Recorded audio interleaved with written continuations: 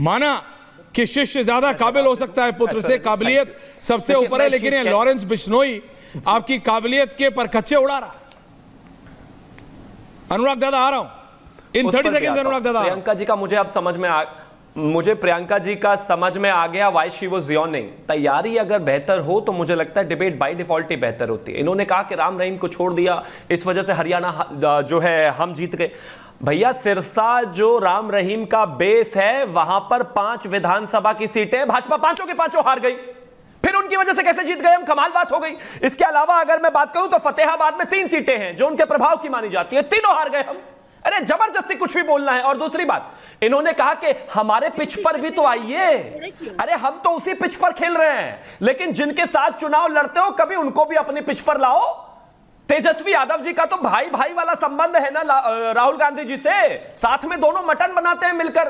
तो काहे राहुल गांधी जी को कास्ट सेंसस का जो सर्वे है उसको बाहर नहीं करा देते, कर्नाटक में कराइए ना। दोनों मित्र हैं, दोनों मिल बैठकर मटन खाते हैं, तैयार है, सब कुछ मामला है। कहिए डीके शिव कुमार को लेकर आए जो मना कर रहे हैं, विरोध कर रहे हैं कि जो नहीं लाते। कहिए ना पी चिदम्बरम जी 2013 में फ्लोर ऑफ द हाउस खड़े होकर कहते हैं that if we put out the caste census data there will be dangerous consequences. बीच में नहीं चिल्लाना है। मैं आपके ऊपर नहीं बोला था, नींद भगाने का यह तरीका नहीं हो सकता कि एक दूसरे के ऊपर चिल्लाएं। Thank you. अब मैं सिर्फ एक चीज कहना चाहता हूं, विषय बहुत साफ है। चुनाव में जो इनकी हालत खस्ता हुई है उसको देखते हुए डरे हुए ईवीएम पर सवाल उठा चुके हैं। और आज झारखंड और इसके साथ साथ जो है महाराष्ट्र के चुनाव जैसे ही अनाउंस हुए तमाम ईवीएम पर रोना शुरू कर दिया है कांग्रेस ने। और अंत में एक और चीज कहना चाहता हूं, हम बिल्कुल डरे हुए नहीं है जी। मैं कहता हूं लॉरेंस बिश्नोई का भी नाम आ रहा है, लेकिन बावजूद उसके 25 टीमें जो है काम कर रही हैं, सभी एंगल पर इन्वेस्टिगेशन चल रही है। हम किसी को बख्शने वाले नहीं है, हमारा बिल्कुल क्लियर एजेंडा है। और इन्होंने कहा कि पाकिस्तान का नाम क्यों लाते हो। अरे भाई जब झंडे अपनी रैलियों में लहरवाओगे तो हम नाम भी ना लें। आप समर्थन ले लो, हम नाम भी ना ले। पाकिस्तान का गजब बात हो गई, क्यों ना ले भैया, हम तो लेंगे नाम ऐसे। और अब तैयारी कीजिए, ईवीएम से बाहर निकलिए। हरियाणा हार चुके हो, 3 राज्य और हार चुके हो, लोकसभा हार चुके हो, और महाराष्ट्र और झारखंड भी हारोगे।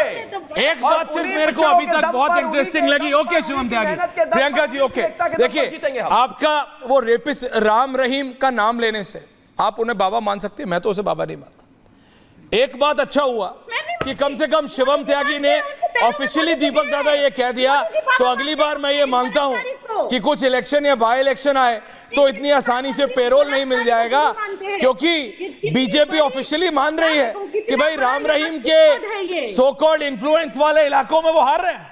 सो it's okay, let the rapist be behind bars where he is expected to be. Rapist को रहने दीजिए सलाखों के पीछे।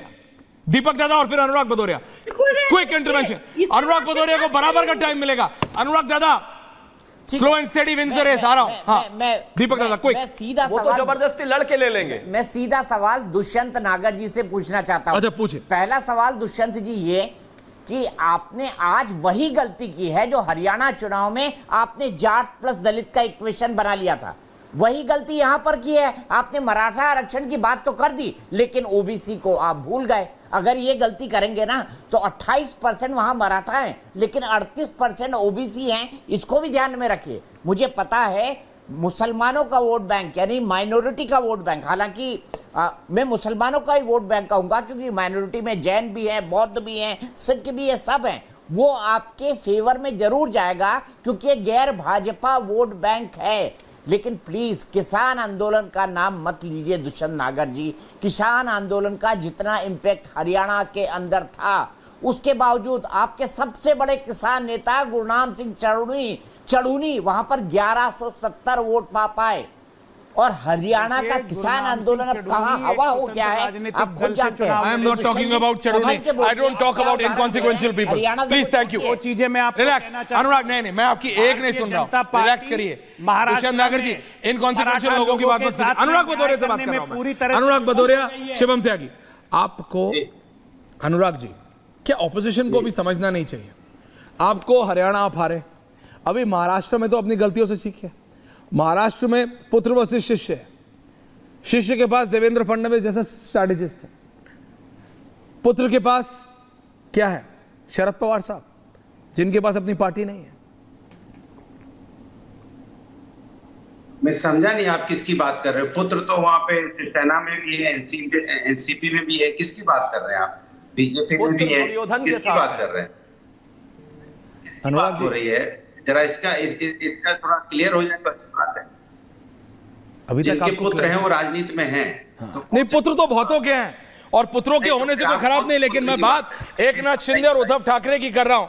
लेकिन आपकी आदत है, आप हर चीज, हाँ बोलिए। नहीं, सवाल है, इससे साफ पता चल रहा है कि भारतीय जनता पार्टी की जो माने परेशानी, हार की जो परेशानी है, खौफलाहट है, वो चीख के बाहर आ रही है। अरे भाई, एक चुनाव क्या जीते, वोट परसेंटेज फिर भी वहां इंडिया गठबंधन का ज्यादा था, ठीक है, ज्यादा सीटें आ गई, इतने उत्साहित हो गए महाराष्ट्र। आप नहीं हुए थे 24 में जब आपकी आई थी? अरे भाई, हम तो जीतते हैं, फिर जीतेंगे और 10 की 10 सीटें जीतेंगे। 9 सीट पे चुनाव हो रहा है, हाँ। 1 सीट पे चुनाव 9 में हो रहा है, करवाएंगे, सुन लीजिए, वो भी करवाएंगे।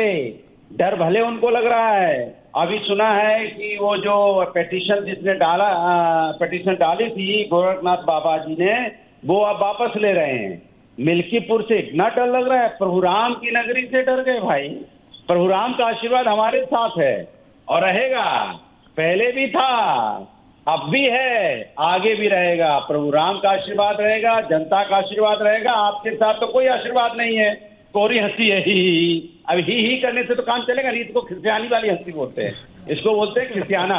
ये हंसी नहीं होती है, कोरी हंसी से कोई काम नहीं चलने वाला। अब सिर्फ और सिर्फ उत्तर प्रदेश के अंदर में बाई इलेक्शन में भारतीय जनता पार्टी बुरी तरह हारने जा रही है, महाराष्ट्र में बुरी तरह हारने जा रही है। बातें भी कर लो। इंडिया गठबंधन मजबूती के साथ चुनाव लड़ रहा है, लेकिन जो इनका एनडीए गठबंधन है, उसमें अभी तक यही नहीं तय हो पाया कि मुख्यमंत्री उनका कौन बनेगा। अभी तो मुख्यमंत्री में तलवारें खींचेगी। हमारा मुख्यमंत्री देखिए, अभी दबादब पूछेंगे, अपना नहीं बताएंगे इनका मुख्यमंत्री कौन होगा।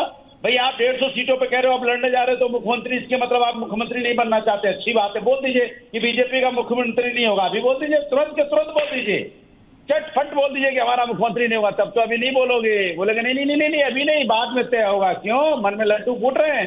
तो इसलिए आप समझ लीजिए, जनता सब समझ रही है कि वहां पे जो इंडिया गठबंधन में एनसीपी भी मुख्यमंत्री बनना चाहती है, शिवसेना शिंदे गुट भी मुख्यमंत्री बनना चाहता है और बीजेपी भी मुख्यमंत्री बनना चाहती है। तो वहां तो मुख्यमंत्री का झगड़ा भी बहुत बड़ा है। लेकिन जो हमारा इंडिया गठबंधन है वो मजबूत है, वहां कोई झगड़ा नहीं है। इनका बहुत मजबूत है, जनता के मुद्दे पर लड़ने जा रहे हैं। कैसे? एक बात और, दूसरी दीपक दादा, बहुत इंटरेस्टिंग है दीपक दादा, बोलिए। नहीं, एक सेकेंड और मजेदार बात तो ये होगी, अभी आपने देखा होगा कि जब बीजेपी के प्रवक्ता कह रहे थे, आरजेडी के प्रवक्ता जब बोल रहे थे, तब आपने सुना होगा इनको कितना लगाव होता है प्रियंका जी को भी लगी। जब कोई नहीं, जब इन्होंने बाबा का नाम लिया जिसपे आरोप है बलात्कार का, तुरंत आ गए सामने, अरे नहीं सिरसा हारे हम, देखो जहां उसका इन्फ्लुएंस था वहां हम हार गए। अरे जब हार गए तो बुलाया क्यों था?